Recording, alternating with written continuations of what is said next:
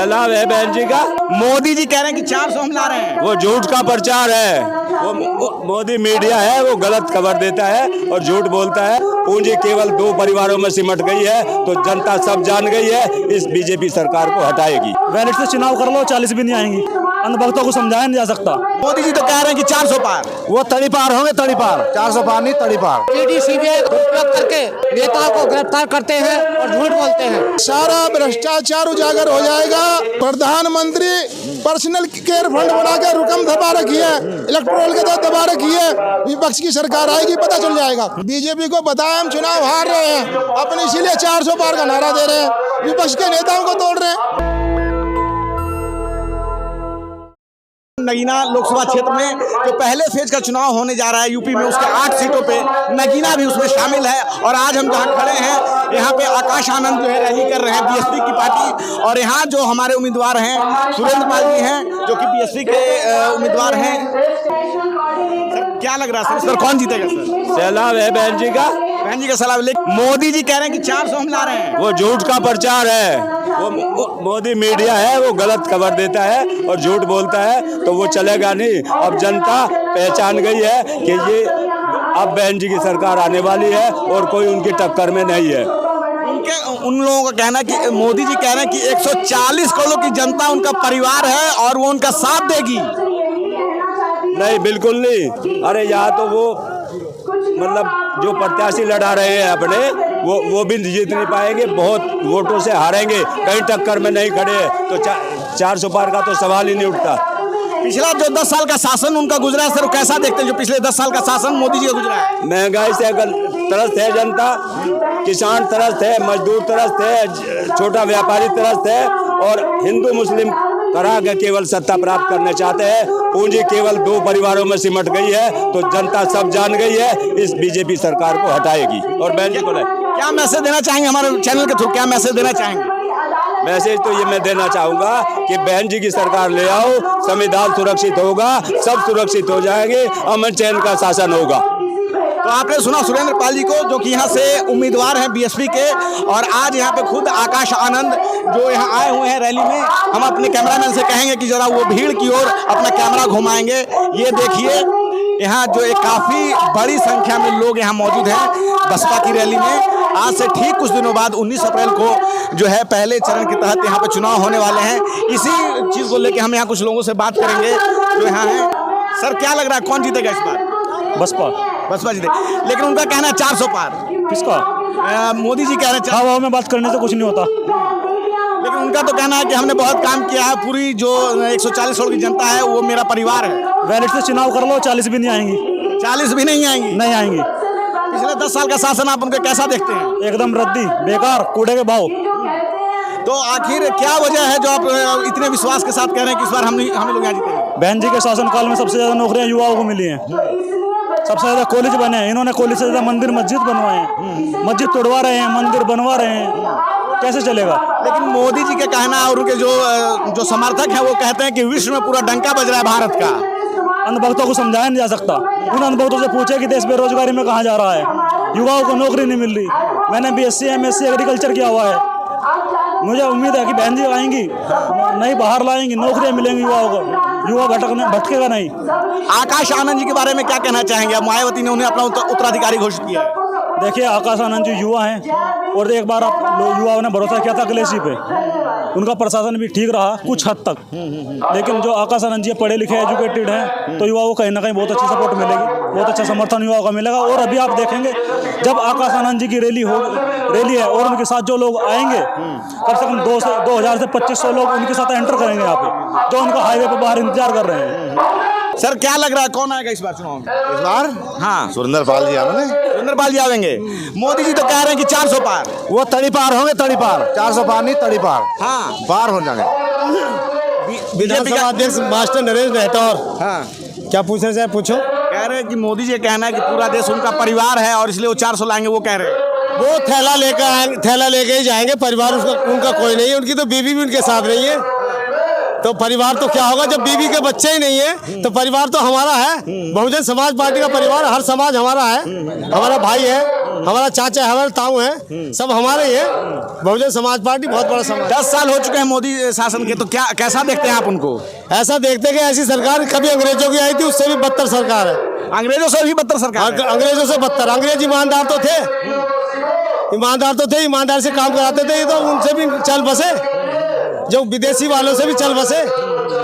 चुनाव के ठीक पहले इन्होंने विपक्ष के कुछ नेताओं को भी गिरफ्तार किया है, तो क्या लगता है ये देखिए? ये भय पैदा हो गया इनके अंदर कि अगर ये बाहर रहे तो ये तुम्हें हरा देंगे और ये तुम्हारा वो इलाज करेंगे कभी जिंदगी में ना हुआ हो, तो इसलिए डर की वजह से पहले जेल भेज रहे हैं, किसी को कुछ कर रहे हैं, ईडी का डर बैठा रहे। सर जी क्या लग रहा है इस बार कौन आएगा, क्या माहौल है? ये मायावती की सरकार आएगी। हम सब लोग जो है मायावती के साथ हैं और बड़े तन मन धन से जो है सब जी जान से पुराने कार्यकर्ता सब बहन जी के साथ लगे हुए हैं। मोदी जी तो कह रहे हैं कि हम 400 पार ला रहे हैं इस बार। पर 400 पार तो इसलिए ला रहे हैं कि मोदी जी अनाज बांट रहे हैं ना। हाँ। अनाज बांट रहे हैं, सिलेंडर फ्री दे रहे हैं, तो इसलिए वो अपना दावा कर रहे हैं। हाँ। इसलिए वो अपना कह रहे हैं कि 400 पार हो सके, कि 200 पार भी ना हो सके इस बार। उनका ये भी कहना कि पूरे विश्व में हमारा डंका बज रहा है। तो ऐसे तो जिसकी सरकार चलती है वो तो सब लोग कहती हैं। जब हमारी बहन जी की सरकार थी, बहन जी भी इसी तरह से कहती थी। आप तो जानती हैं इस बात के लिए कि सब लोग अपनी ही प्रशंसा करते हैं। उनके 10 साल का शासन हो चुका है मोदी जी का, और तीसरे टर्म के लिए वो अपना दमखम लगा रहे हैं, तो 10 साल का शासन उनका आप कैसे देखते हैं? 10 साल का शासन ठीक रहा, वैसे कोई दिक्कत वाली बात नहीं, लेकिन जो मिशन के लोग हैं वो मिशन बहन जी का कभी भी खत्म नहीं होगा और मिशन मूवमेंट जो है बरकरार रहेगा। सब लोग मिशन से जुड़े हुए हैं। अब जो है बसपा की कमान आकाश आनंद जी के हाथ में आ गई है, तो आप उनके नेतृत्व को कैसे देख रहे हैं? बहुत बढ़िया, बहुत बढ़िया देख रहे हैं, कोई दिक्कत नहीं है। कोई बहन जी ने पहले बहुत बढ़िया वो लिया है, किसी तरह का कोई वो नहीं है। जनता ये तो हल्ला गुल्ला मचता ही है आपस में, लेकिन बढ़िया कार्यकाल रहा पिछली बार भी और अब की बार भी। यूपी में 80 सीटें हैं, क्या लग रहा है इस बार बहन जी कितनी सीटें ले आएंगे? 80 में 80 लाएंगे। 80 में 80 लाएंगे जी। ये देखिए कार्यकर्ताओं में जोश इतना है कि 80 सीटें लाने का दावा कर रहे हैं। ऐसे ही और भी कुछ लोग यहाँ आए हुए हैं, उनसे हम बात करेंगे। हमारे यहाँ पे देख रहे हैं कि इस धूप में भी जो है काफ़ी ज़्यादा लोग जो है, यहाँ कुछ युवा भी उस तरफ से हैं। आइए हम उनसे लोग बात करने की कोशिश करते हैं। मोदी जी का कहना है कि हम 400 पार कर रहे हैं, क्या ये बात मोदी जी की नहीं है? पार का तो हमें पता नहीं। हम जाट बिरादरी से बिलोंग करते हैं और RLD बीजेपी में चली गई है। हमारे बुजुर्गों में बहुत बड़ा आक्रोश है इस चीज़ का, और बुजुर्गों ने ठाना है इस बार विजेंद्र सिंह को वोट देंगे।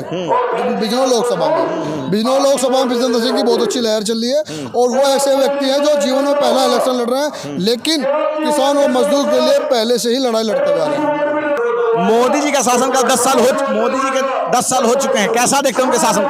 शासन प्रशासन किसानों के हित में, हम किसान हैं, किसानों के हित में 4 काम आप बता दो। आप तो पत्रकार हो, आपको तो सारी चीज़ों की नॉलेज होती है। आप बताओ 4 काम मुझे। किसी को 2000 रुपये दे देना कोई ज़्यादा बड़ी बात नहीं होती। उन्होंने सीधे खाद के कट्टे सारे घटा दिए, पैसे हर चीज़ पे बढ़ाते चले जा रहे हैं। फर्टिलाइजेशन पहले 10% में हुआ करता था, 40% हो गया। लागत किसान की 4% आ रही थी, 40% हुई पड़ी है।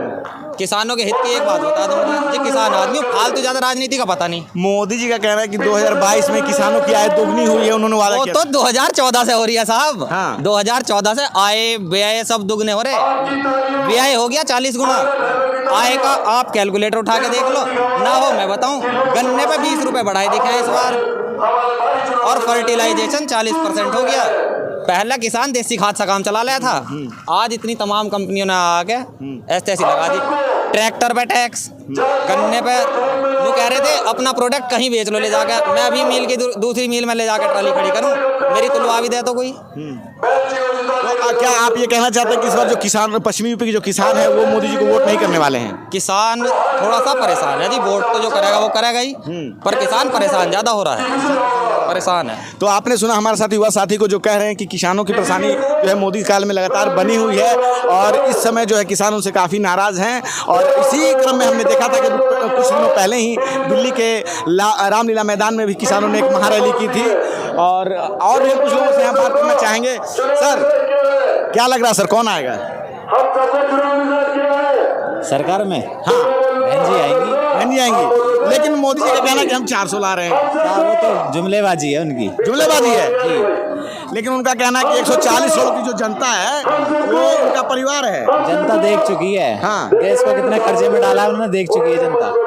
तो यूपी में 80 सीटें हैं, क्या लग रहा है इस बार 80 सीटों में सीट ले? मात्र 4 सीट लेकर आएंगे योगी जी मोदी। मात्र 4 सीटें। तो आप देख रहे हैं कार्यकर्ताओं में जोश कितना ज्यादा है कि ये कह रहे हैं कि योगी जी इस बार जो है यूपी के लोकसभा चुनाव में मात्र 4 सीटें लाएंगे। और जो हम पीछे अपने एक जो भीड़ देख रहे हैं, जनसैलाब देख रहे हैं, इसे देखकर कहीं ना कहीं ये लगता है कि युवा भी जो है उससे परेशान है। अभी जितने लोगों से बात करी, क्या लग रहा है सर, कौन आएगा? लग क्या रहा, हमें ये लग रहा है कि अब की बार केंद्र में बहन कुमारी मायावती की पूर्ण बहुमत से सरकार आएगी और ये बीजेपी सरकार का खात्मा निश्चित है, क्योंकि जनता दुखी है। उनके कारण से झूठ बोलकर सरकार चलाते हैं, ईडी सीबीआई का दुरुपयोग करके नेताओं को गिरफ्तार करते हैं और झूठ बोलते हैं। और सबसे ज्यादा गुंडाराज भ्रष्टाचार इस बीजेपी सरकार में होता है। हमारी 85% जनता इस सरकार से त्रस्त है, इसे बदलना चाहती है, हम इसको बदलना चाहते हैं। देश की जनता आज बीएसपी के साथ है, बहन जी के साथ है। मोदी का कहना है कि भाई 140 करोड़ की जो जनता है वो उनका परिवार है और उनके साथ उनका कोई परिवार नहीं है, केवल झूठ बोलते हैं, एकदम झूठ बोलते हैं। 15-15 लाख का वायदा देकर, नौकरियों का झांसा देकर 2 करोड़ प्रति वर्ष नौकरियों का झांसा दिया था। आज जो भी भर्ती होती है वो सब पोस्टपोन होती है, भर्ती नहीं हो पाती।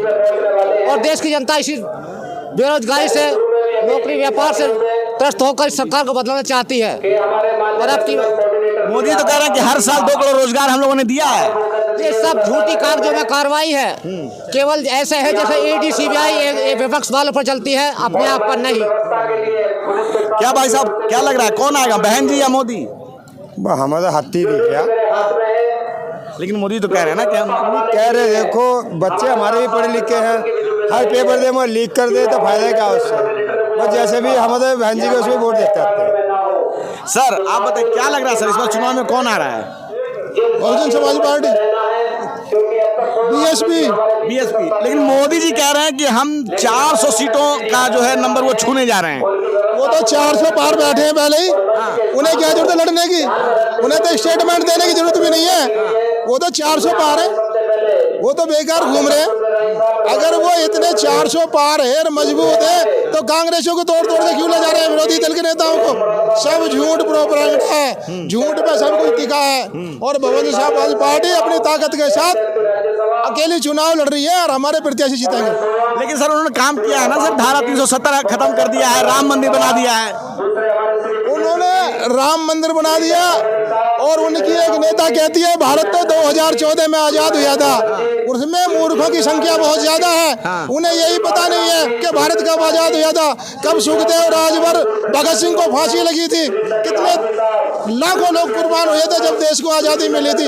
उनकी बातों पर मत जाओ, वर्तमान को देखो। उनका कहना है कि हमने हर साल 2 करोड़ रोजगार भी दिया है, महिलाओं के लिए भी काफी योजनाएं चलाई है। उनका सारा भ्रष्टाचार उजागर हो जाएगा। जो उन्होंने प्रधानमंत्री पर्सनल केयर फंड बनाकर रकम दबा रखी है, इलेक्ट्रोल के तहत दबा रखी है, विपक्ष की सरकार आएगी पता चल जाएगा। विपक्ष को आने दे दो, दबाओ मत ना।